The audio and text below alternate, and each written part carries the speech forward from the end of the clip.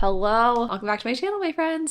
Happy Monday. I am sitting here doing my makeup, lamenting my life circumstances. Just kidding. Having a bit of a day Monday, an unexpected start to my week, and I thought we could chat about it or chat about my plans for the week. I woke up in a decent amount of pain. My left ovary was hurting, and kind of in the same way that it was when I did an egg retrieval, just like an achiness, a heaviness, a sense that I could feel my ovary in space, which is just not really what I want as a girl. And I was like, you know what, maybe I'm imagining things, because I will say something I've learned the longer that I'm alive and the longer that I kind of understand how the human body works. I realize sometimes that things that I attribute to being menstrual or ovulatory or whatever can sometimes actually be tied to digestion. So I was like, you know what, maybe it's digestive. Like maybe I'm just having some issues today that I have just not dealt with. With some time, I've discovered that's in fact not the case, and I don't know what's going on with my left ovary. It is just hurting. It just hurts, and I don't know what's happening to me.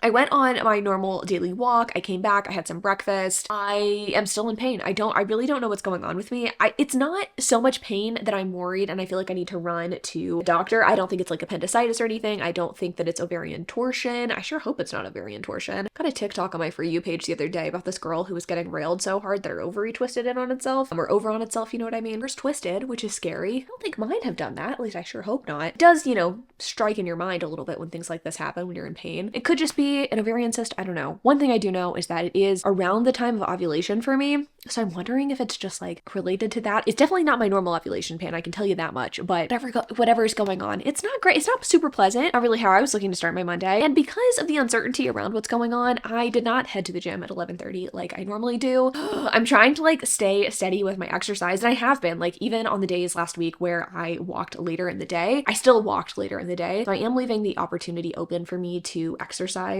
later. But if I do not, I don't know that I'm going to risk it by going to the gym. Maybe I'll do a walk or something. Maybe I won't do anything. I love 75 hard and I want to complete the challenge, but I'm not going to like risk my health for that. So just an update for you. It actually gives me the perfect opportunity to go upstairs and get started a little bit earlier today on editing last week's vlog, the vlog you saw last week, and the vlog that I will be currently, editing here in this video. I really haven't edited any of it. I have no idea how long it is or if it's coherent. I feel like I talked so much about body image in that last vlog, so I feel like it's going to be a lengthy one because a bitch can yap about body image. But I also need to figure out what the fuck I'm doing for Sunday's video. I don't know how many times I can mention it. I think I've mentioned it in like 3 videos at this point. But Sunday's video, I literally do not have a plan for. I don't know what I'm doing, but I need to figure that shit out. I'm calling it now. It's going to be some sort of vlog, and in which case I need to read at least 1 book today for it. It'll probably be some sort of like 3-book vlog. What it'll be, I don't know. I don't know what books I'm reading. I don't know what the vlog's gonna be. I need to figure that shit out expeditiously. And I will probably after I finish editing last week's vlog. So that's kind of the plan for today. I also, need to do some stuff around the house. My friend's coming on Wednesday,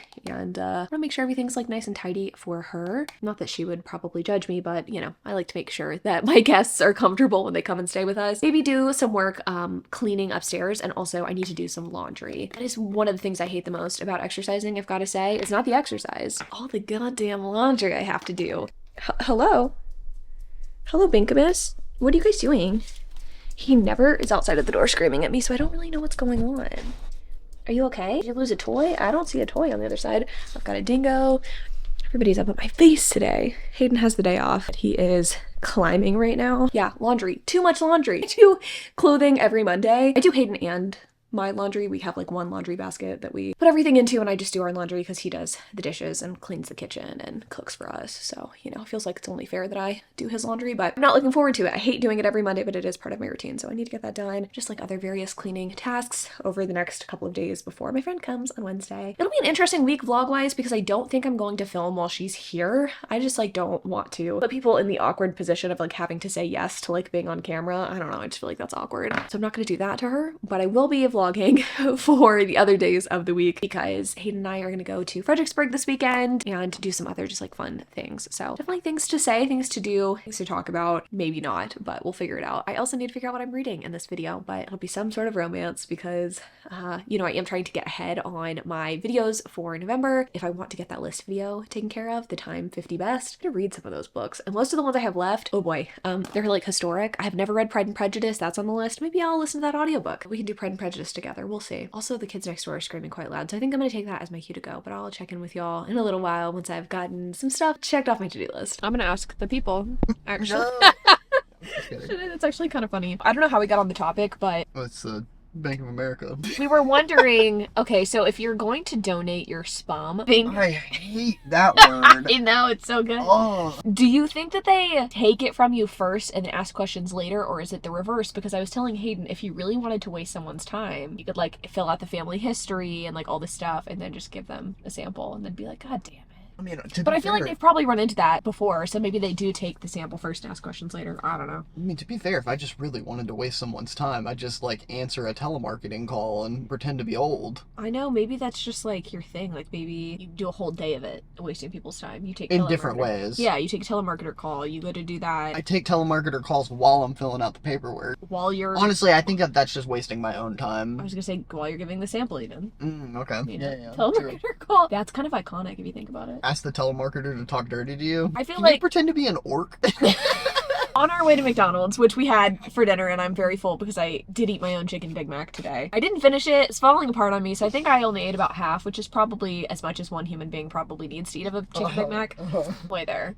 I saw a candle called something about getting fucked by... It was like muffling your... moans. Muffling your moans while like being railed by orcs, Isengard or something like that, right? Yeah. Very vocal pants today. No, it was I was doing this because yeah, but it's on your pants, and your pants are very loud. His fishing pants is what he's wearing today. Anyway, we saw that candle, and that's what Hayden's making reference to. Mm-hmm. And then Hayden went on a tirade about how...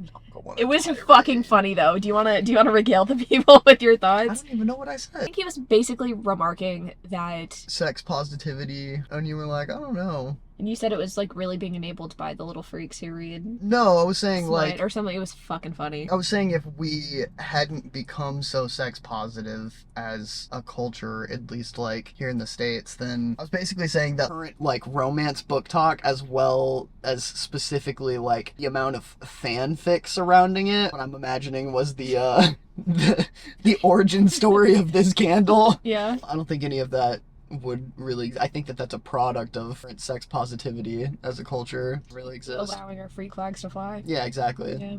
I mean, I think it could be the reverse, honestly, that, like, we're more sex positive because people are reading this smut. Oh, but that was kind of my whole point, is, like, someone had to write it and feel comfortable enough to, like, post it online, you know? People have been doing that for forever, even before sex positivity. I respect it, you know? That's fair. Yeah. Which is popping in. I've been editing most of today and also doing some sprints. I'm almost done editing the weekly vlog, but I am taking a little bit of a break because, well, I needed dinner, and also my brain was hurting listening to myself talk so much. Admittedly, that's all I do is either talk or listen to myself talk. Ain't that the truth?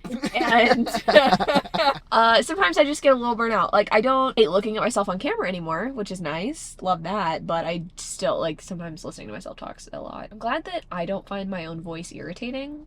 But still, sometimes I'm like, shut the fuck up. That makes one of us for sure. Not that I think your voice sounds annoying. I'm saying I think my voice sounds annoying, like in recordings. I can't listen to my own voice. Hey, I don't think that it actually sounds that bad. I'm just saying, like, I hate listening to it, you know? What does it say about me that I don't hate my own voice? Narcissist. Probably. No, because I feel like that implies, like, a maliciousness that I just simply don't have. I am vain, though. I will say that. That's why a couple of y'all have been so sweet and, like, gassing me up and being like, I love that you're, like, doing this for your health and stuff. Like, don't get it twisted. I'm also doing this to, like, feel hot. It's not like my intentions are, like, purely altruistic. I mean, I think that's pretty obvious, maybe, but I'm definitely not trying to pass myself off as being, you know, just doing it for my health. Like, no, I want to be sexy. I don't think that chicken Big Mac's gonna help me much, but sure did taste good. It'll help you stay alive. Sure will. Same as that Coke. Yeah, God, so good. Now that I'm thinking about it, I'm pretty sure that I had a burger for, like, the last, like, 4 meals. I think I've only had burgers for, like, 4 meals in a row. Have you not eaten breakfast? No, I haven't been eating breakfast. I don't normally eat breakfast. Because I had half a shrimp po' boy and half a patty melt for lunch today. So I guess if we're counting the shrimp po' boy as, like, a breaking up of nothing but burger. That's kind of the most hating shit I've ever heard, though, frankly. It was so good. Anyone else like a shrimp po' boy? And a burger? Shout out in the comments. Say I love shrimp po' boys. I love eating half a shrimp po' boy and half a patty melt. Trying to get you some comment engagement here. Thanks, I really appreciate that. I need that. I was going to say, I need to edit that vlog when I get home. I also think I kind of want to finish some shit I'm currently reading. Made the mistake of turning to my left while I was editing my vlog, and I was like, oh, is that the art copy of Wild Love by Elsie Silver that I still have not finished? Or not Wild Love, whatever the fuck the second one's called. Hearts, Wild Vaginas, I don't want to read it though. Wild Eyes. Wild Hogs. Yeah, so I would like to finish that. I also need to finish that book that I was reading last week that I didn't finish in Dark and Run and Tad. I was gonna try to read it on my walk today, but then I was just like too busy doing my inner monologue and also audio messaging Olivia. So I really think that I could get down with a Wild Hogs fanfic written by Elsie Silver. I would read that for sure. what does that even mean? Like a book fanfic about the movie Wild Hogs. What is that? But you don't know the movie Wild Hogs? No, that reference is completely lost on me. It's a movie with Is it about motorcycles? Yeah, but specifically about like 4 middle-aged dudes going through a midlife crisis, and they have motorcycles yes, and I they feel like go like on like a road trip yeah. together. All 4 of the guys just fuck each other out on the road. I'll see if you on the need hogs, any you know? ideas. Hayden's got them for you. I think that it could be great. You know, Tim Allen and the gang just gripping handlebars, you know what I'm saying? I don't think he's allowed on my channel anymore. I think he's being officially banned. Y'all let me know what you think. Should we be honest, should we let him? I'm fine with not being here. You're lucky to have me. Yeah, I think I added it to the Skylight calendar. You can confirm or deny, but Hayden can start reading Dark Lover now. We're not filming this weekend, we're filming next weekend, so you have 2 weeks. You better have it done by Saturday. Whatever. Next Saturday. I'd get it done in a day. You couldn't. Yeah, you're right.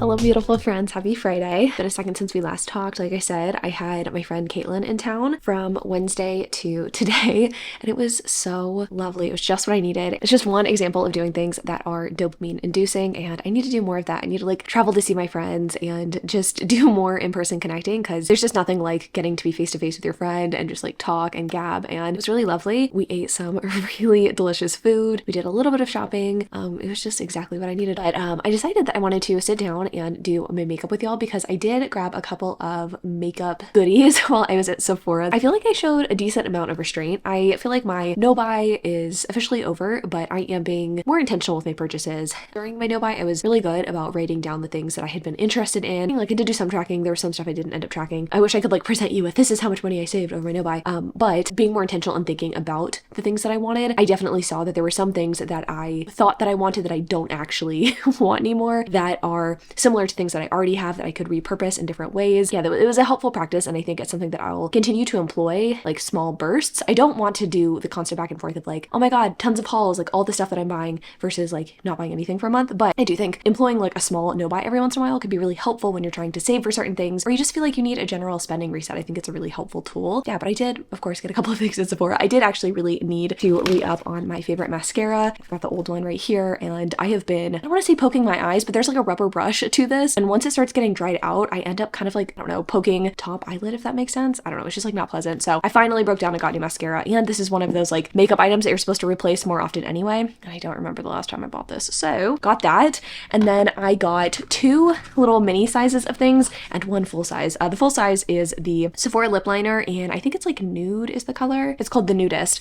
I really love this formulation. I have the like pale girl version of it, and by that I mean I have this shade Zinc Suede, which is super popular, but I saw this nude and I was like, I think this would actually be a pretty color as well. It's a lot paler than this one, and I really like, I like 2 types of makeup for myself color wise. I like kind of cool toned pinkies and then like a soft peachy color, and I think this would be good for those looks, so very excited about that. And then I really have been dying to try a new setting powder. The Laura Mercier translucent that I use is just really not my favorite. I don't know why I repurchased it. It tends to make my concealer turn pretty yellow, and that's just on being pale, so I got the one size ultra pink to see if that could maybe help to brighten my under eyes. Hope it doesn't look crazy, but I got the mini trial size, which I love, because makeup is one of those things I love to try and I like to buy, but I'm trying to be better about not buying things that are uncertain. Like I don't know if I'm going to enjoy the product or not, and if I try the product and don't like it, I would have to like throw it away. Does that make sense? Like makeup's one of those things, and obviously there's other products out there like this as well, but makeup's one of those things where if you return it, it's gonna get thrown away if you've used it. Like this is not something they can resell, so I try to get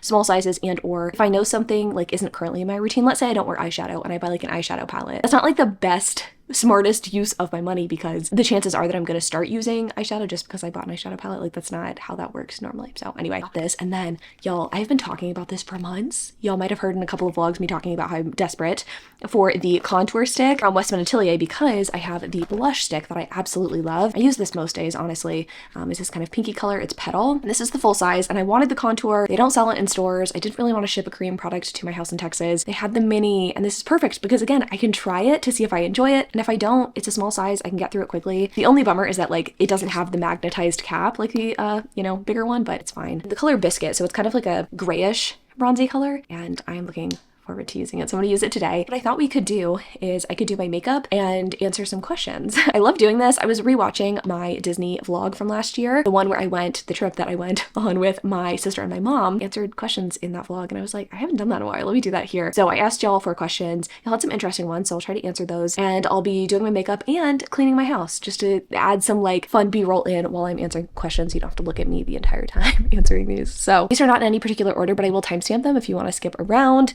Nice filler if you want to just like listen to me talk. So first up, someone asked where I get my planner stickers. I don't do a ton of decorative stickers. I have in the past, like I do use them within my planner, but I haven't been purchasing them recently. So I don't have any like shops necessarily to recommend. I guess Sterling Ink does some good ones, some like really pretty floral ones, but in terms of like my more practical stickers, I pretty much exclusively shop from Sweet Freckle Designs. I will leave a link to their shop in the description, but I really love the little mini icon stickers. It's normally what I use to denote like YouTube videos or things like that. A couple of y'all asked if I've ever traveled outside of the US or if I've been abroad, and kind of a complicated question. Yes, I have. I have been to Mexico and the Dominican Republic, DR only once, and Mexico many times. It's obviously very close to Texas, and it's a place that my whole family really loves. I love the food. I love the culture. It's so beautiful. Mexico's an amazing place and just one of my favorite places to visit. Growing up, I mean, I think y'all have maybe gleaned this from watching some of my videos, but everybody's families are so different, and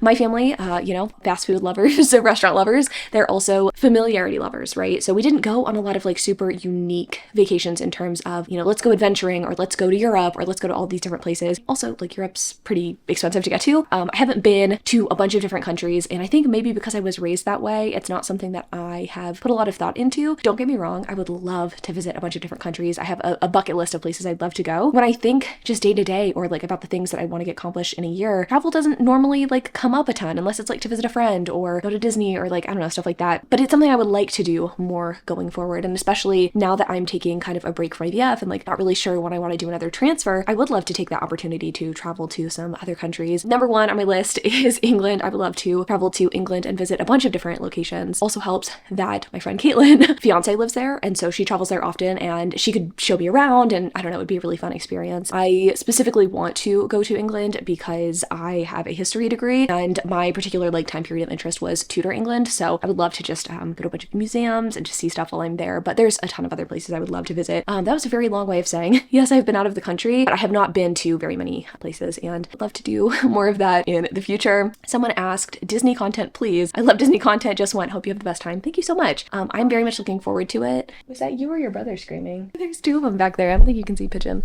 He just asked to come into my bedroom. I am very much looking forward to my Disney trip. It is getting so close, but it's not that close. I'm just so excited, and I have pretty much all of my outfits figured out, which is nice. I am re-wearing a lot of stuff. I had like planned all of these like fun and zesty outfits, and I was like, I'm gonna buy a ton of things, and I have, again, like I think because of this no buy, kind of rethought something. I am gonna purchase a couple things, but for the most part I'm gonna be re-wearing a decent amount of stuff. And you didn't ask about like what I'm wearing, but that is what's on my mind presently because I'm not there yet and I don't have anything to show you yet. But I will be vlogging the experience. I am bringing a new camera, which is gonna be really fun and a lot more compact. The camera that I film on right now, it's like so big that it just feels a little bit awkward, and I don't really want to be that person who's like making others uncomfortable on a trip. Hayden doesn't care, like he wants to be on camera, he doesn't mind, but I don't want to get like other people on camera or make people feel uncomfortable on their vacation. So very excited for my trip, excited to plan outfits, share all of that with you, show you our trip. We're gonna again vlog it, and it's gonna be a good time. Looking forward to it. Things me and Hayden do for fun, like joint hobbies, trips, DIY tasks, looking for inspiration. Honestly, that's something that I would really like to work on this year. We like to watch movies together. Again, I don't watch a lot of like TV and movies on my own, so that is a way that we kind of bond. And he really likes showing me things that he has seen before, like Jurassic Park, that I personally have not seen. He doesn't mind going antiquing. It's not like his favorite thing, but he will go. Going this weekend with me. DIY projects,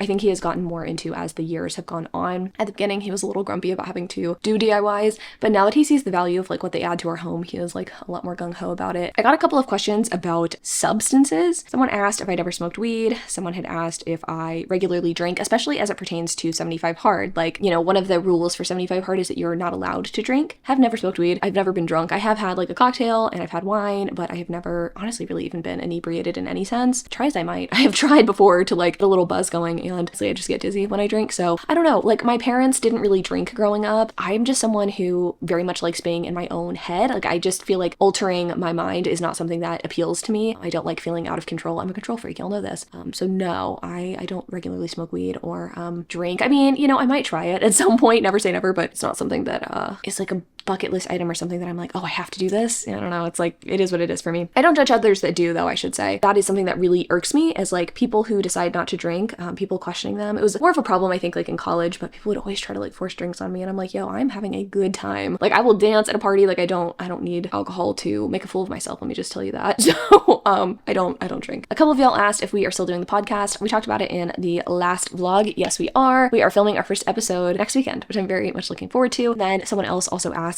if I am planning on writing a romance novel still and still intend to write a book. I am going to be doing that in the month of November because I am taking the month of November off from the main channel. You'll still see videos over there, but it's going to be kind of like all pre-filmed content, mostly like sit down videos, which should be fun. I'm looking forward to it. Filming those videos, like I'm going to be doing that in the next like couple of weeks here, but I'm excited to get to write. It's going to be exciting. I don't have any like super grand plans with my book or book series. There's 3 books that I like really would love to write. I don't know if I will even love writing the first one though, so I'm trying not to get ahead of myself. It's always been my dream to publish a book, so pretty sure that first one will get published kind of no matter what. I'm going to be writing it. I'll probably document the experience in the weekly vlogs because I will be doing those in November, but Project Romance Novel is happening, but will it be good? Who knows? Will it get published? Yes. Will I be a full-time writer at some point? Probably not, but like who knows? World's my oyster. Maybe I will enjoy it so much that it'll just like have to be the thing that I do. Okay, how do I feel about this pink powder so far? It's definitely pink. I don't dislike it. It doesn't look bad, but I kind of feel like it would look better if I applied it with a sponge. I mean, I generally think that powder looks better when applied with a sponge and kind of like a baking technique rather than with this brush, but I was feeling lazy. Someone asked favorite perfumes, and I have too many perfumes, to be honest. That is like one of my vices, one of my spending problems, and it kind of stems from not liking myself. For a while, I just like bought fragrance instead of like clothing or anything for me because I didn't like how I looked, so why spend money on my clothes? Less of a problem now, which is good. But favorite fragrances recently, I recently got the Parfum de Marly Palatine. I really like it. I don't think it's for everyone, definitely not blind buy friendly, but it's one that I like. It's not the most unique,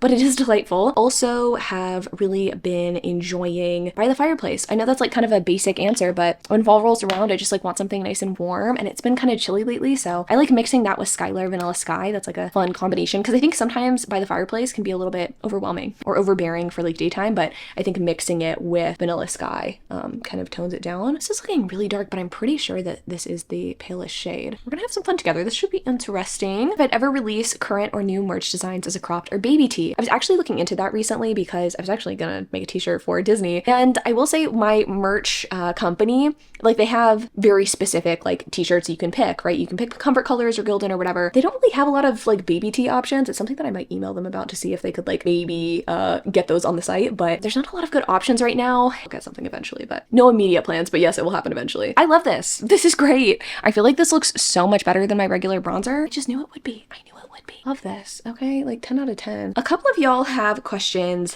about food and whatnot, and I wanted to talk about it because you know how I like talking about that kind of stuff. Someone asked how I handle going out to eat when it's tough to count macros. Another one of y'all asked if it is hard, or like if I have any tips for people who have to cook for a large family. I don't have a ton of advice for the second one because I don't have a large family, but I think something that can be really helpful is trying to find websites that have the macros listed on the recipes. They're not 100% accurate, but they can help guide you in the right direction. Websites like skinnytaste.com or Eat Yourself Skinny. I kind of hate the names of these websites, but they do have some really good recipes that Hayden and I have like tried and tested. And they give you kind of a baseline of what these macros are. And most of the recipes serve like 6+ people. So I think you can find some stuff there that can be really helpful. In terms of like, how do I do things when I'm going out? To be honest, I do not eat out a lot. I mean, I do in terms of fast food. I don't go to sit down restaurants often. And when I do, to be honest, is the kind of places that like put the calories on the menu, like Cheesecake Factory or things like that. Since I've started my journey, I really have not eaten out much just because it's expensive. Honestly, it's just like not part of my life, and it's not something I regularly do. But you can do estimates as well, like in your app. So let's say you get chicken Alfredo somewhere. You don't have to know the exact macros of that chicken Alfredo. You can just like look up chicken Alfredo in your like MyFitnessPal or whatever you're using to track macros and just do your best guess if you want to track. It depends on the frequency of you going out as well. Honestly, if you're going out like once a month, do it. Like don't track it. I don't think it's worth it. This weekend, not even this weekend, the past 3 days, hanging out with my friend, I didn't track my meals. You don't need to do that. Like, it's all about balance, and it's all about just knowing that you're not going to mess up your progress with one meal out. Like, there's no reason to stress about it. Obviously, if you're someone who goes to dinners once a week, multiple times a week, it could be worth maybe putting it in your app. But again, if it's like an occasional thing, I don't think you really need to get militant about it. I think that's kind of toxic. I don't want you to fall into that trap, because it should be a tool. I think calorie counting is a tool. It should not be the thing that like guides your life and affects your everyday. I really do not believe in that. Transitions me into another question. I think I may be misunderstanding the way that this person asked this question. I couldn't tell if they were telling me they thought that I had an eating disorder, or if they were saying that they're glad that I don't, or I don't know. I couldn't really parse through that, but kind of just got me thinking about hyperfixations, I guess, and just like what that means for your health and just like how other people view you. Averse to this idea of trying to assign disorders to other people. I don't think that is helpful. I think, especially with something like food, it's not black and white, right? Like, it's not binary. It's not like eating one way is for sure disordered and eating another way is for sure not. Everything is a little bit more of a gray area. Counting calories can be a really helpful tool, or it can be something toxic and restrictive. Like, it just really depends on your mindset, and brings up bigger questions for me about talking about this stuff online. I knew that I wanted to, and I don't regret sharing at all, but I do understand why people question. It makes sense. A lot of the time too, when people start getting into new hobbies and new interests, they kind of can make it their whole personality. I was talking to two of my friends about this over the past couple of days, and you know, it can be hard not to when you are kind of overhauling your whole life, not to talk about the changes you're making and not to share so much of that. And I've gotten kind of like annoyed with myself almost at how much I share some of my lifestyle changes. I don't regret sharing it, but I do understand how it can be frustrating, especially like if you followed me specifically for IVF content or whatever. I think it just goes to show like how complex being online is and sharing things is, because like if you're going to subscribe to someone, you definitely see them for the most part as a whole person, or at least I hope you do, but it's easier said than done, right? When someone starts doing something you don't like, or starts getting into a hobby or interest you don't like you might not be able to connect with them on the same level anymore. And I guess what I'm trying to say is like, I want you to know that I'm sharing so much of this stuff, and it seems like it's my whole life, because at this moment in time, it does take up a big portion of my life and my everyday. There's no getting around that. Like, I am doing 75 hard, I'm doing a calorie deficit, I'm exercising a lot, but it doesn't feel toxic to me. You know, I'm like in my body and my shoes, and it doesn't feel toxic to me. But I also recognize that this is a period of my life, right? Exercise and eating well is something that I want to continue on forever. But this hyper-focused portion of my life when I'm trying to get weight off, like that is just one portion of my life, and it's only going to probably go through about, if I calculated correctly, January or February of next year, and you're gonna see me transition into talking about other things more often. I think that's just like natural, you know, hopefully. And I don't necessarily, again, think it's bad to make something your whole personality or to get really into something, but I want you to know that like I'm conscious of it and aware of it, and I feel like if you're following me online, it could seem like a really big switch up to be talking about this stuff all the time. You could be like, okay, that seems a little like disordered or whatever, because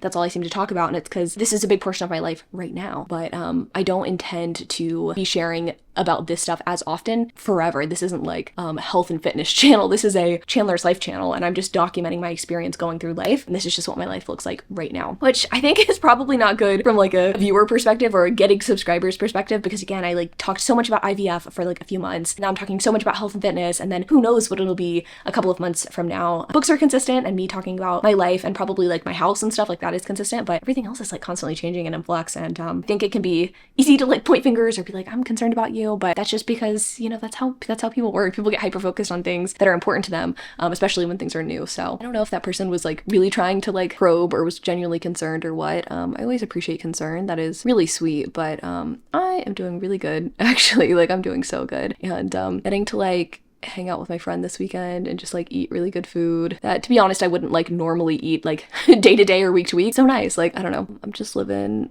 my best life right now. I'm having a great time, and I need to stop doing eyeliner while I talk because I always end up messing it up. But moving on to more questions. Someone asked, zero pressure, will you be making any more planner videos? So I do have a planner channel. I haven't posted in well over a year. Honestly, I don't like editing those videos. They're my least favorite to edit, so probably not. I will maybe do like a planner setup on my vlog channel because I do love my planner. I still use it, but filming those videos is just not very fun for me, which sucks. And I also feel like it's a little repetitive because I set up my planner the same every week, and I don't do a ton, so it's not like I have a ton to share like on my weekly spreads. I just got close up doing my eyeliner with my face, and my skin is not looking good today. I don't know what it is. Someone said, if you had attended another college, would you still support the Longhorns? No, probably not, but also maybe.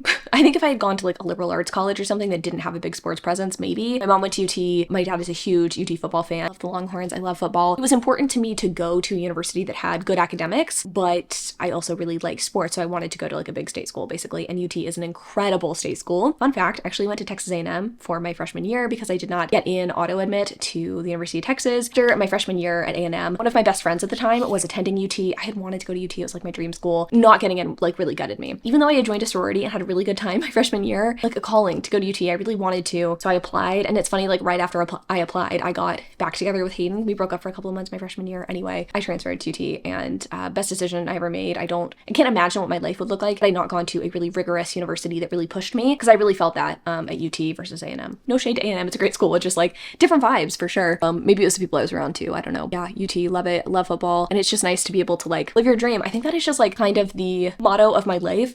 Obviously, we don't have control over everything, and obviously a lot of privilege goes into a lot of the decisions that I have made, but I try my very best to not live a life of regrets. And I think with A&M, I had such a good time there, but I feel like I would have regretted had I not transferred to UT, and so that's why I ultimately did. And yeah, anyway, I feel like I don't talk about college a lot because it's been a while since I've been, but I loved my experience at UT, loved the friends that I made, the clubs that I joined, the academic experiences that I was lucky enough to have. It was just a great experience, and yeah, diehard Longhorn football fan, but I also just like college football in general. It's kind of like my NFL. I'll spend an entire Saturday watching games, not just UT games, so thanks for letting me talk about it. Love football, obviously, love Texas. This is a question that I get a fair amount, and I thought I'd answer it. I don't know why this is one that gets asked all the time, but someone asked if we have 2 dogs, or what are your dogs' names, because I feel like we never hear about your dogs. The dogs are not in my videos very often because my dogs are so rambunctious, frankly. They would not be good in the background of a video. It would be really frustrating for y'all to like hear them in my videos, to be honest. But yes, we do still have 2 dogs, Dingo and RP. When Hayden is working from home, they are upstairs hanging out in his office,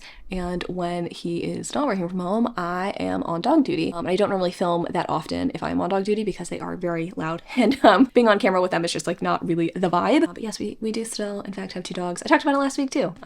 Dingo having to get his mouth looked at. Someone asked, outside of BookTube, what do you do for hobbies? And BookTube's interesting because like it has transitioned, right, from being like a hobby or a side hustle to being my full-time job. I do still view it as a hobby. Like this really is the thing that I do the most often, because for me, it's like even if I didn't have a YouTube channel, I would be reading all the time.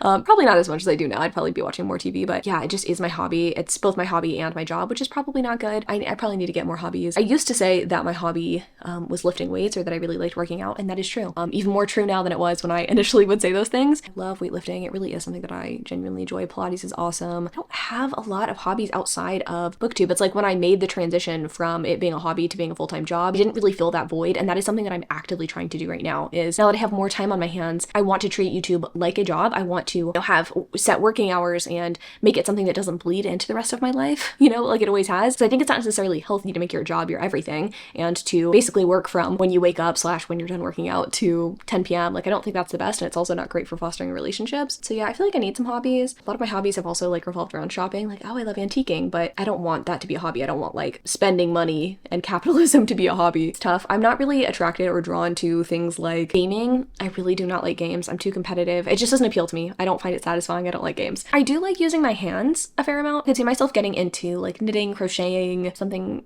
of that effect. Like I really do like that. And whenever like I do DIY stuff for my house that involves my hands, I love it. Like last Christmas, I made bows like with 2 different kinds of ribbons and hot glue, and like I did a lot of things. I love using my hands for things. I haven't found a way to translate that in a way that I really enjoy yet. Oh, also needlepoint really appeals to me, although it is an expensive hobby to get into. So I'll be experimenting more in the new year. I feel like I have too much stuff going on right now to commit to something new. Trying to get end of year videos done, trying to get November content done so I can actually write my book that I want to write. That I'm hoping to make a hobby, writing. thing for sure. Maybe eventually it'll become a job. I'm not really sure, but it'll definitely be a hobby, at least for a little while. So someone asked if I'm gonna get any more cats, which I can always talk about cats. I love cats. To answer your question, like really shortly, not now. I love cats so much, but I think my capacity for cats at the moment is 4. I think 4 is a great number for us. I love the dynamic between my cats too. To me, it's less about like the sheer number of cats you have, although that is important when it comes to things like veterinary care, food, that sort of thing. For me, it's more about the dynamics of the cats, because obviously I've had a past history with like cats not getting along and having to rehome a cat, and that was like traumatic and not fun, and I don't want to have that situation happen ever again if I can avoid it. I have 4 cats. I love my 4 cats, and sometimes I find myself getting kitty fever and like wanting more, but I remind myself that like more is not necessarily better. And I think that's like a mindset I've had for so long, is that like something I should get in every color. If I like something, having more of it would not be a bad thing. And I think I'm trying to get away from that, because that's not a very mature way of viewing life. Sometimes having less of something is great.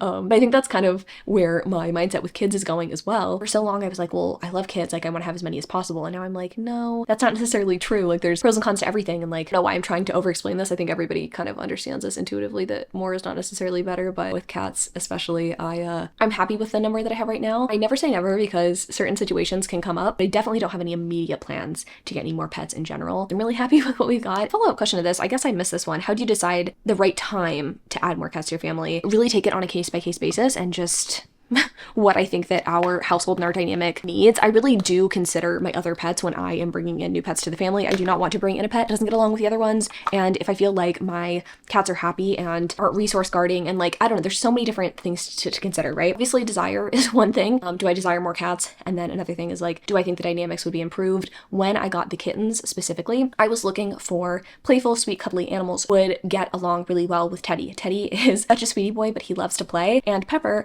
is a little grumpier. He is a little bit more keep to himself, and I thought that maybe having some friends would help Teddy. And again, that is one of the dynamics that has played out so well over the past few months, is seeing how much he loves those kittens. He chases Binky around the house every night. It's precious. They love it. And then Pigeon is such a cuddly boy, and seeing him sidle up to Teddy and Teddy like be into it, it's so sweet. Like, so yeah, I think you'll like know over time like whether or not it's a good idea. I mean, I think a lot of people know intuitively, because I get some of y'all in my chats kind of reaching out to me saying like, God, I really want another pet, but like my cat's so grumpy, like she would not like a friend. And I'm like, well, then don't get a friend. We have to kind of weigh our own desires as pet parents also with the desires of our other resident family members, right? So I try to let that kind of guide me. And right now everybody's so happy, I just like can't imagine switching things up. Someone asked, what are your thoughts on using other social media to promote YouTube? I think it's good. I don't know if there's like something I'm missing here. I think that posting about a new YouTube video on Instagram is probably a good idea. I used to do it more often. I just don't a ton now. I don't try to like keep the different like platforms separate necessarily. I also am not probably the best at advertising myself. That probably would explain some of my follower or view fall off. It's just like not sharing enough. It's definitely a content quality issue as well. But yeah, I just am really bad at sharing, but I think you should. I think that's like kind of part of the thing with social media. That being said, I think with any platform, we need to make sure that what we're posting is not just like repackaged content. I mean, I have done that before on TikTok. Like I have shared a clip from a YouTube video. I don't think that's a bad idea, but you should also probably have like content native to that platform as well. From like a branding perspective and or engagement perspective, like no one's gonna follow you if you're just sharing like, oh, hey, I posted a new YouTube video. Like if that's all you're posting on Instagram, no one's gonna want to follow you. So maybe that was too deep of a answer for the question. I don't know what the intent behind the question was, I guess. Top 3 books that you've read this year so far. Just for the Summer by Abby Jimenez is a given. I also really enjoyed At First Spite, but I think that's one that I have a little bit of like recency bias about. So I think I'm gonna wait, see if that's actually going to be on my best of the year list, but I absolutely loved it. I really liked The Familiar. Again, I gave that one 5 stars. I'm thinking of like recent 5 stars, but I don't know if that's like favorite book of the year type shit. I need to be thinking about this more though, because I do need to film my best books of the year video at some point. And I'm also doing a video in November sharing my 30 like favorite books of all time, because I'm turning 30 and it just seemed like a fun thing to do.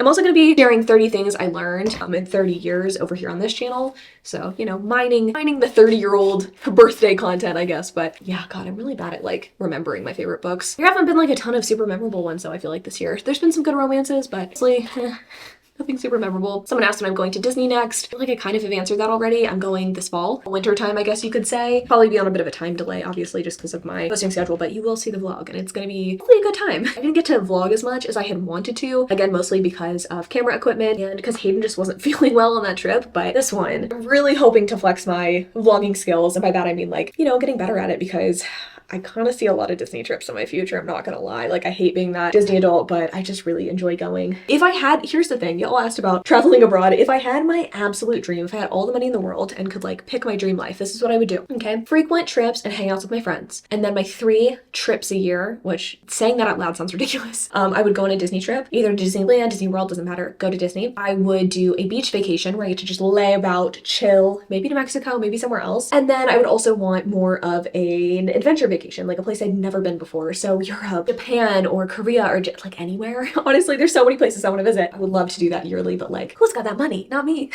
But maybe like, you know, in the future, if I ever like make it big or something, like I would love to do that. Like that'd be my plan. I don't know why I feel like Disney is like more attainable than abroad. Like I probably could travel to Europe with like Disney money, but I just love Disney. It makes me so happy. I love looking forward to the trips, and I think it's the nostalgia baked in too that makes it such a desirable vacation for me. That's how they get you. That's how they get the Disney adults, is the nostalgia factor. Going to Disney soon, excited about it.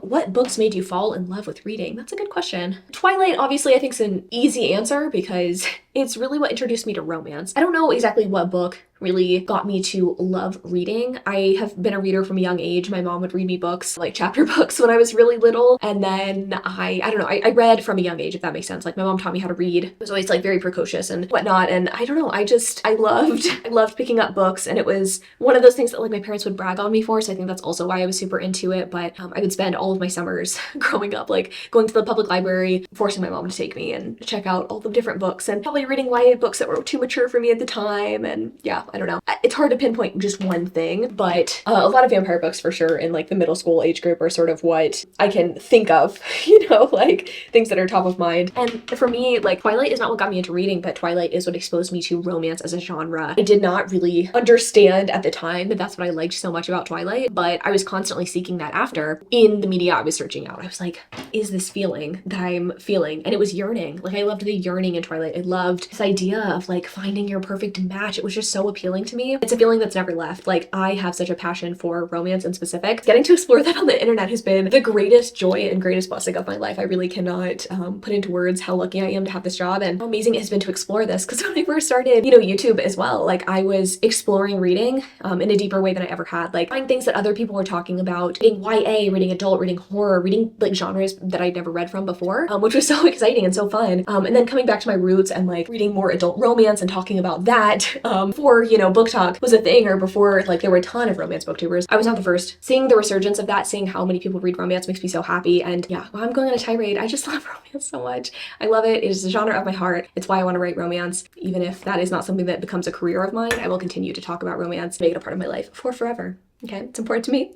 So all that to say, so many books have helped me fall in love with reading, but most transformative and maybe most important is Twilight because it introduced me to romance. So someone asked, how did you keep other people's opinions out of your wedding planning for your wedding to Hayden? And I don't have a great answer for that because it was hard. I was not expecting, I guess, as much pushback as I got because I feel like a lot of the choices I made and wanted to make were traditional and or very sedate choices. You know, I wanted to do white flowers and then someone would have an opinion on that and say that was not not a good idea. So it's hard, honestly, especially like if you have other people contributing to the finances of your wedding, it can be hard to like tell them, yeah, hey, I'm not doing that, or I don't want to do that. I think there were a lot of compromises that we made, and I think compromises can be helpful. Decide, I guess, what is most important to you and don't compromise on those things, and then everything else. Your wedding is just one day, and so allowing family feedback sometimes I think can be helpful, but yeah, I guess it also depends on like the level to which you're getting pushback. So I wish you all the best in your wedding planning, and I hope that wedding is exactly what you want it to be. And when I look back, I know that there are things I compromised on, but I honestly couldn't tell you what they are because it's one day. And then my last question that I had was, what are your recs to get out of a reading slump? And honestly, because it's like kind of a job and I've always treated it like a job, even though it's technically been a hobby for most of the time that I've been doing it, I don't really allow myself to get slumpy. I think the biggest thing that I do is just like switch what I'm reading. If like a book is just not the vibe, or a particular form of media isn't the vibe, then I will switch, right? Let's say I am physically reading a thriller, and it's not thrilling and I'm just not having a good time and it's a slog. I'll switch to a romance audiobook, or I will do something else to scratch my brain a little bit. That's like my number one tip, is just like switch what you're reading, because that helps a lot. If you're a one genre reader, it can be a little more challenging. The other thing is just like take a fucking break, honestly. It's really not that deep and it's not that serious. And I will say, I wasn't feeling slumpy necessarily, more of like a burnout kind of work thing for like a couple of weeks here. Just like hanging out with a friend and like not thinking about books and not reading has me wanting to read again. So that's really my biggest biggest tip. I think like either push through with something new or you just take a break and do something else. I think like returning to like your favorite forms of media can be really fun too. Doing a reread or watching like a favorite TV show. Sometimes I'll watch a TV show and I'm like, hey, this reminds me of this other book, or like I want to recreate the feeling that I'm feeling with this TV show with a book, and then that'll help. So that is my tip to you. But I think I legitimately answered all of your questions. I didn't really like cut any out, but if you have any more questions for me, feel free to leave them in the comment section. Wow, duh. And I will answer them down there. And I'm gonna finish up my hair, my friends. I honestly don't know what I'm doing for the rest of the day. Probably eating dinner with Hayden, and it'll probably be in the car. So I will catch up with y'all then.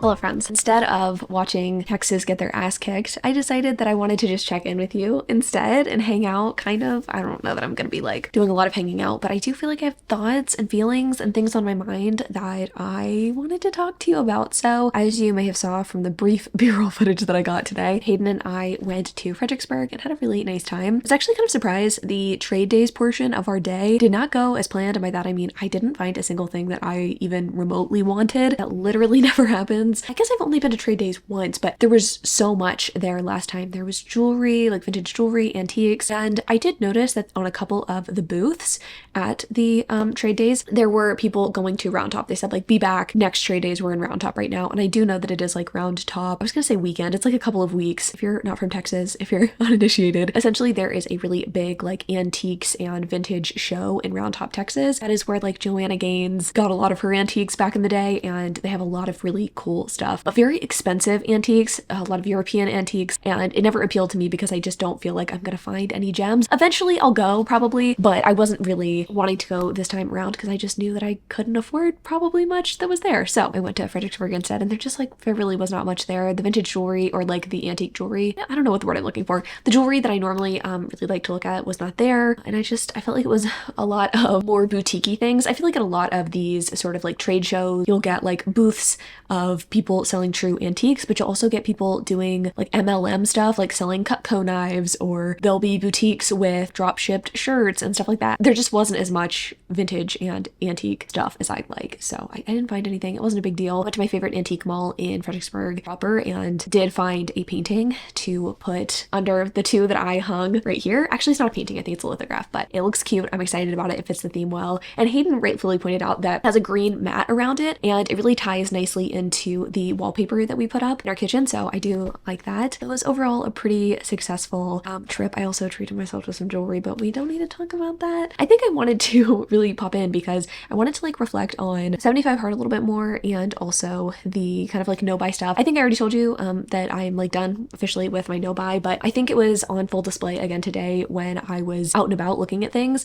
that my mindset really has been changing slowly over time when it comes to stuff. Hayden actually remarked upon it when we were leaving. He's like, I'm surprised you didn't get more. And honestly, there's always going to be things that are tempting. There's always going to be things that are interesting to me, and I don't think much of what we buy, generally speaking, is like the most essential, right? Like we buy snacks aren't essential. We buy, you know, jewelry's not essential, that kind of thing. But I think I'm getting better at trying to be really intentional about what I'm going to do with the thing that I am buying. I found a couple of really cool art pieces and furniture pieces, and I was like, they're cool, but I don't have a specific spot for them. And I'm not trying to say this as if it is like revolutionary or, you know, groundbreaking information, but I do think sometimes it can be really tempting when we find a cool piece, a treasure that we feel like we're missing out on if we don't pick it up. But I'm definitely a lot better now about doing less of that. So yeah, I bought a painting. It was, I think, $25, so I felt good about that. And then I bought some jewelry, which I feel less good about. I mean, like good about in the sense that I really like what I purchased, but like less good about spending money on jewelry that I like didn't totally need. I mean, I like it, I'm wearing it, I'll continue to wear it, but still not perfect, obviously. Doing a lot better than I used to, and that's really all that I can ask for. Also wanted to give a 75 Hard update, and it also wasn't completely obvious. I am down to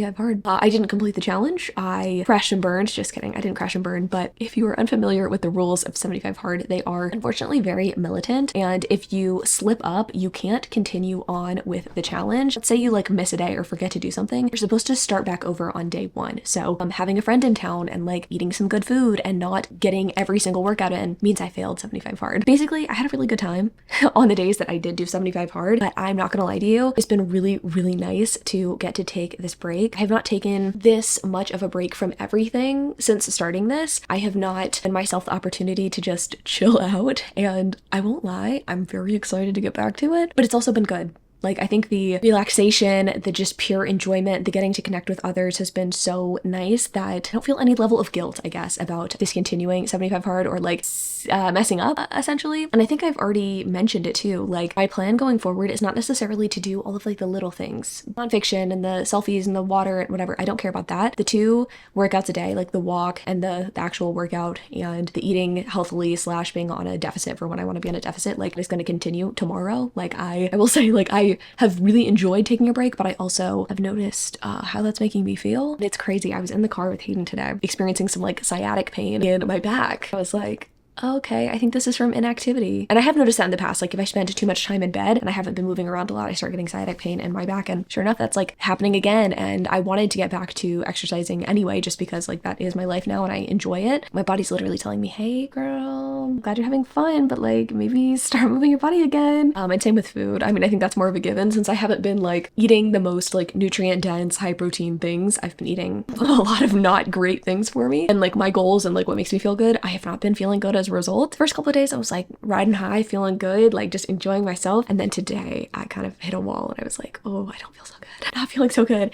And I told Hayden, I was like, yeah, this is it. Like, this is my final day of doing this because I need to get back to it because I don't feel great. I'm not unfamiliar with this feeling too. It's just astounding to me that I went so long living like that. Again, I don't look back with like regrets and like I wish I would have, lived my life differently and like I hate my former self. I don't feel that way, but it's crazy to me how attuned, or how I guess tuned out I was to my body's needs and what it wanted, and I just like wasn't listening to it at all. I wasn't listening to my hunger and fullness cues. I wasn't listening to what my body was craving. And yeah, I've had moments, even enjoying myself the past few days where I'm like, oh, my blood sugar doesn't feel great right now, or like my stomach, indigestion, just like not feeling great. This is kind of like all over the place, but I want to say I've had such a good time enforcing my healthy habits with 75 hard, and I think I would do this challenge again in the future in maybe a different way. I think it's better to craft your own challenges. I think it's better to decide what's important to you and try to do something in that regard. I think I would do, a similar challenge, but more like maybe in a different realm. You know what I mean? It's like now that like healthy eating and exercising is like more in my wheelhouse and is like something that I like to do every day and feels more like me, a part of me and not just like a passing trend.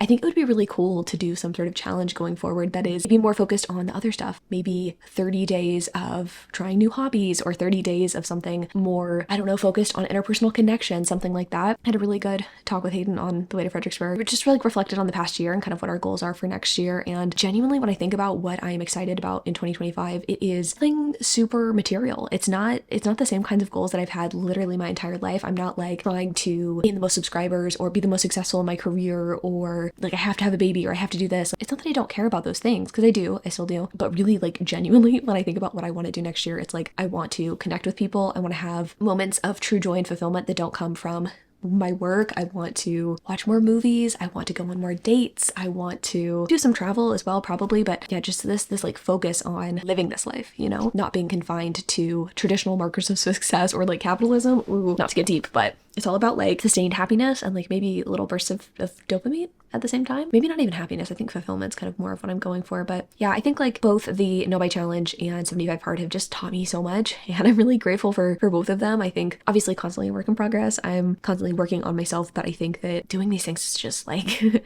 opened my eyes in a lot of ways, and I'm just really excited for the future. I'm excited for all the things that I have on my radar for sure. I do need to sit down at some point though, or at least it might be fun being the list maker that I am, and maybe like make a a bucket list, like a 2025 bucket list of like things I want to do, and then maybe also like come up with some sort of like celebratory thing that I can do when I am done with like my deficit and stuff too. I don't know. There's just like, there's so many little things. Like I want to be more celebratory and more joyful. I never thought that like 75 hard would end like this. I really thought that I was going to be able to carry it through. And honestly, had it not been for seeing a friend, I probably would have been able to do it, but no regrets whatsoever. It was so good for me, both on a, you know, friendship, personal level, and also on a health level, because let me tell you, I have been nourished. My body is well satisfied, and I think maybe some of that deep hunger that I was feeling a few weeks ago might be sated for even longer now that I've like given my body some more fuel to get going again. So tomorrow it's back to business as usual. I'm gonna be on my walk, I'm gonna be going to the gym, and I'm so excited about it. I didn't go on my walk today, and I didn't do Pilates,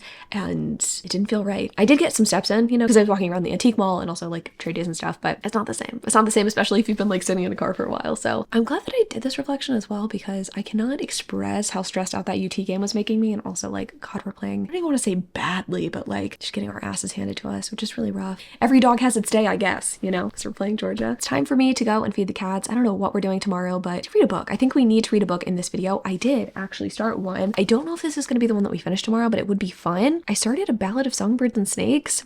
Here's the deal. Here's why. I was trying to plan my content for Patreon for the next couple of months, and I found this list that I thought looked pretty interesting. I can't remember what the name of it is, so I am going to look it up for you. I have it on here. Okay, the 76 most popular books of the past decade, which I'm doing on the main channel, but I also found a list for the 16 most popular books of the past 5 years, and I've read almost all of them except for a few, 4 of which are on that 76 list, so I'll already be reading them for that. But there's 4 books that are not required to read for anything else. Books are Iron Flame, The Ballad of Songbirds and Snakes, The Maid, and Never Lie. And I thought I could like through those books and or vlog them here or on Patreon, whatever. And then over on Patreon, I think it's either November, December, I can't remember which. I want to do like a tier ranking of all of those books, which I think could be really exciting. So anyway, that's why I decided to pick up this one on a whim. To be fair, it's also like kind of a cultural phenomenon, and I feel like the movie got really popular and out of the loop, right? I also haven't read all of the Hunger Games books, so you know, I'm just like maybe a little bit uncultured generally speaking, but this will be my way of trying to get back to it, trying to get more cultured. So check in with you tomorrow. Hey divas.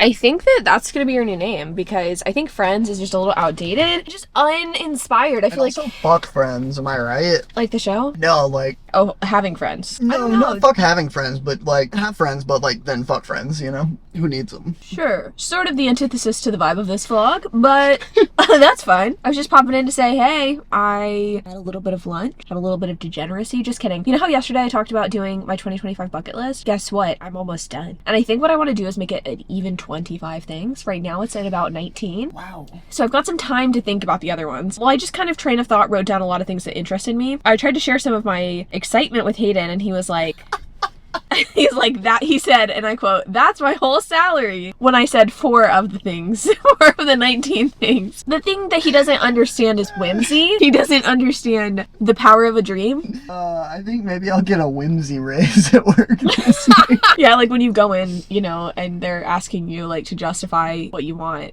Mm-hmm. It's the whimsy. I'm lacking in whimsy, you know? I can meet the essentials of my life, but the whimsy is lacking. And I think that your workplace would probably be amenable to that. True. To be honest. What I'm gathering though, it's like, it's a wild bucket list in the sense that like, I've got trips planned for each of the seasons. Everything that I ever wanted to ever do in my home and outside of it is on there. I also put things like start needlepoint, like try needlepointing, publish a book, run an 8-minute mile, have a party at my house, which we've never done. You know, like some of the stuff is not super cost intensive. Who's coming to the party? Probably your friends, because I don't have any. Like, let's be real here. Just kidding. I do have them, but like realistically, it will be your friends. Mm-hmm. I like them. I went to high school with them. They're my friends too, but more your friends. I think I care less about getting all of the things done and making it a realistic 2025, you know, goals. It's more like, this is my bucket list, you know? I'd like to do this shit, all of it if I could, but just some of it, you know? Because I was talking to my sister about this. I was asking her what she's been doing for fun. It was really white. She mostly just said pickleball, so I just kind of ignored that. But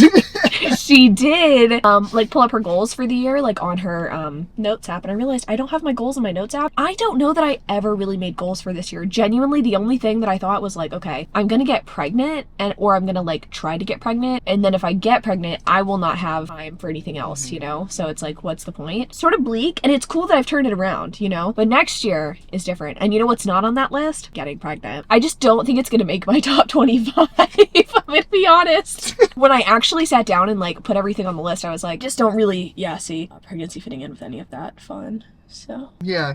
Yeah. Mm-hmm.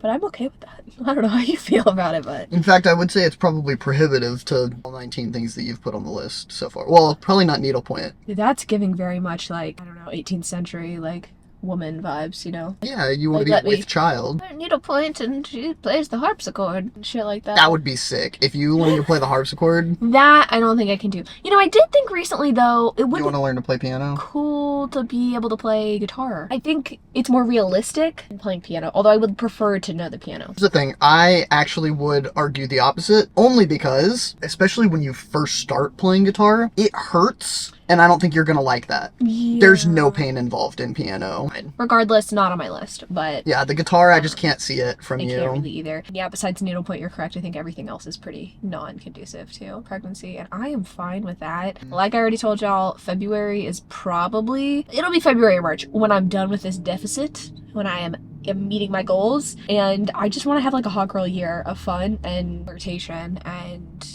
You're done with your deficit. What do you mean? Calorie deficit. You know, like once I hit my weight loss goal, like I'm just gonna vibe all year. No, I don't want to have this looming like you must get pregnant, you know, thing. Yeah, no, I'm just gonna not do that.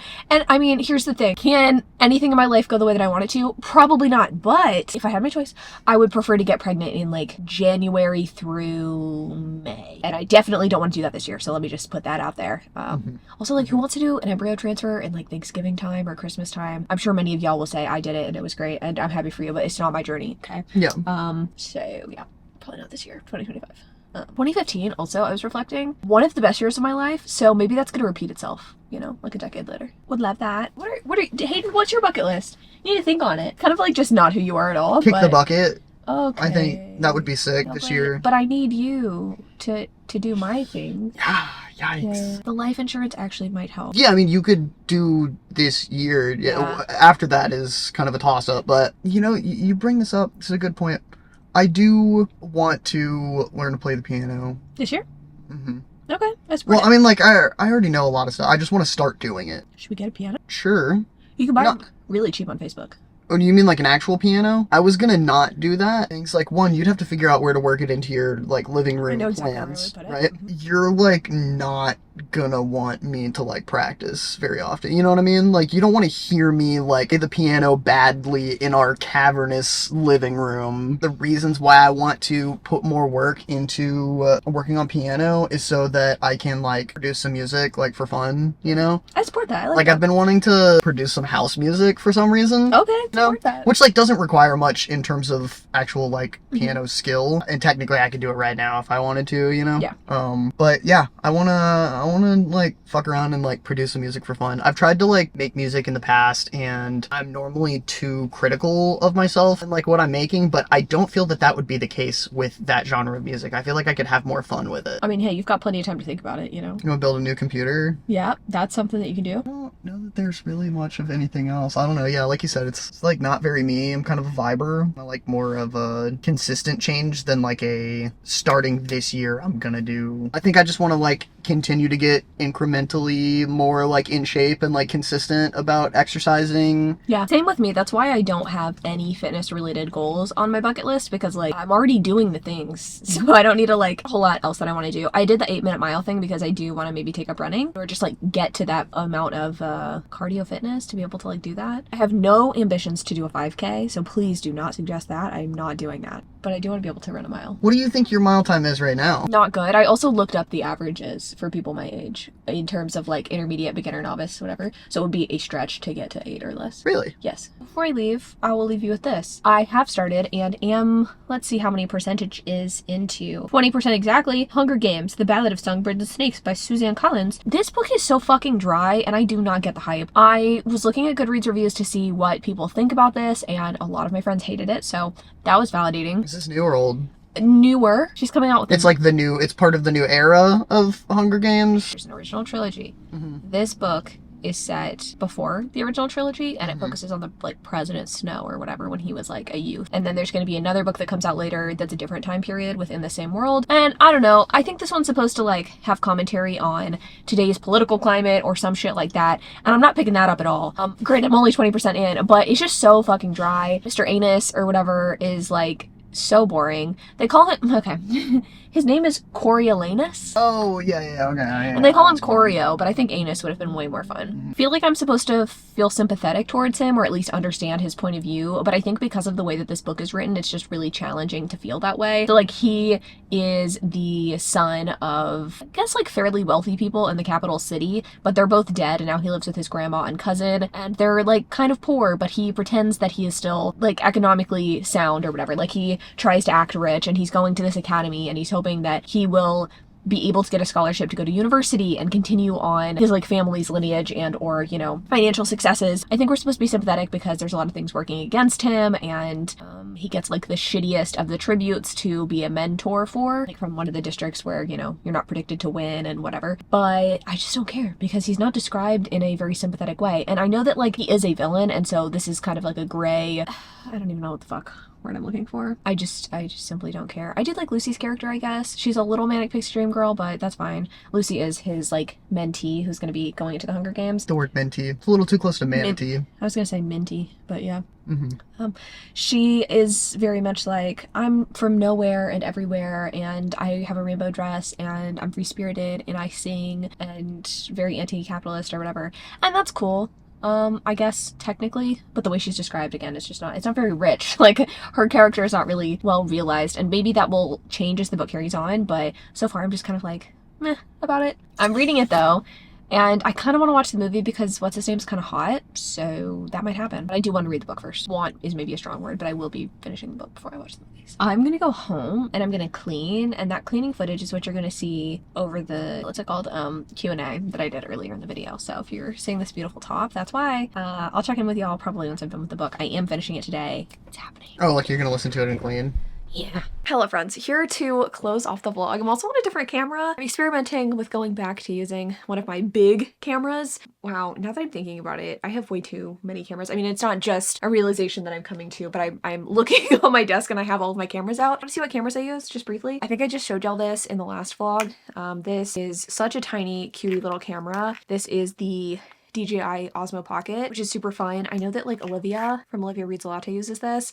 She is the one that inspired me to get it. My daily driver, the one that I take with me, especially in the car, is this. This is the Sony ZV-1 Mark II, and I attach this big mic to it because I like audio quality to be crispy. So that's what this is. And then the camera I'm filming on right now is a Canon R8 with a 15-35 lens. So it's a big honking camera. It's kind of what you would think of for like a professional photographer. And I think the quality is so much better, but this lens is so big that I just like don't normally use it. But when I think about it, like how often am I actually carrying my camera around to vlog? Infrequently. So I feel like I need to give her a shot, give her a chance. And actually, rumor has it on October 30th, Canon might be coming out with the lens that I have been looking forward to for a super long time. It's a 24 1.4, I think. Fingers crossed. Everybody pray for me. Anyway, I was here to close out the vlog. Let you know my final thoughts and feelings on Ballad of Songbirds and Snakes. Didn't really enjoy the book, I won't lie, but I watched the movie immediately after finishing, and the movie was really good. It was crazy how much of the dialogue was pulled directly from the book, and while it did compress certain things, I think it actually made for a more entertaining story. I feel like having people... Oh. Binky... Oh, this is so hard to hold because it's so heavy. Binky's over there by the window. I don't know if... It's been very vocal today. What I was going to say is the movie was obviously more visually interesting because it's a visual medium. Oh, big boy. Big boy who wants to be held. So he is going to join me for this, I suppose. I prefer the visual medium for the story. I think that Suzanne Collins' writing is really dry, and some people are saying, oh, it's intentional. She like meant to do that. And that might be the case. But for me, like I need to see emotions on characters' faces sometimes if it's not written that way. Does that make sense? So I feel like the movie was better. And I think people who didn't love the book kind of feel the same way. But I think if you're like a big book fan, maybe the movie isn't like as detailed as you'd want it to be. But I liked it. I thought it was like an interesting story. I think I might be missing something in terms of like what this book was trying to say. I like the sort of gray anti-hero sort of vibe of Coriolanus. I think that I am personally missing though the maybe like tie into our society. I tried to like look at what people were saying about this book, and I'm wondering if people are like reading too much into it, or if I just am ignorant to like what this book's purpose was beyond, again, just like showing the origins of this and origins of evil kind of thing. I think that, I don't know, I didn't see a whole lot that pertained directly to things that are happening like in our society right now. It was fine. It was a fine time. Rambling far too much about a book that I just honestly didn't care much about, but I'm glad that I read it. It kind of makes me curious to read the original trilogy again. I think I only ended up reading the first two books back when they first originally came out, so it's been a second and I don't remember much, but I will say I think the original trilogy is interesting, and I think that the like moral quandaries there are maybe a little bit more my speed and or complex, but I'm gonna go because this one is being kind of a lot to handle today. But thanks for sticking around and watching this vlog. Stay tuned for the next one. I've got a lot to share, and that's my cue. Love y'all so much. See you in the next one.